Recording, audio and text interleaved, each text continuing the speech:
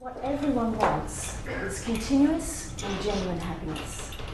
Those were the words of 17th century Dutch philosopher Baruch Spinoza.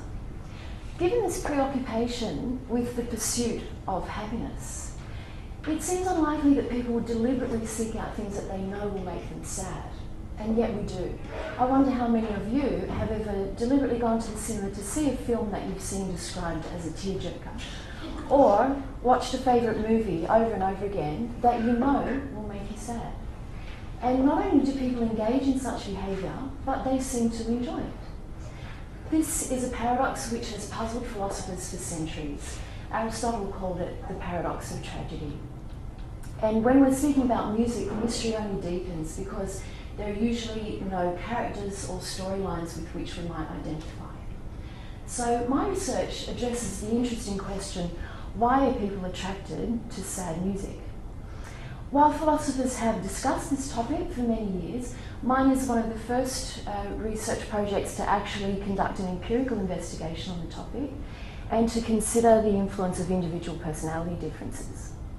In a series of 3 studies, I've tested over 200 people and discovered that there seems to be a correlation between an enjoyment of sad music and the personality traits of absorption and music empathy.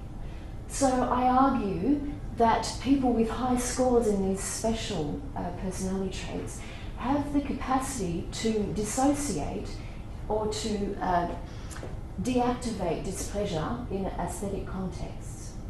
So they're able to actually enjoy the emotional stimulation of listening to sad music without the usual displeasure that usually accompanies an experience of sadness.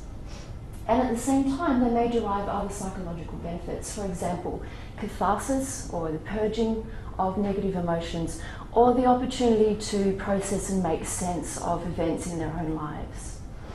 On the other hand, people with mood disorders who have an impaired capacity to regulate their own emotions and moods may find themselves attracted to such music despite the fact that it perpetuates their feelings of sadness and they derive little psychological benefit from it. They may also have an attentional bias towards this type of music because of their condition.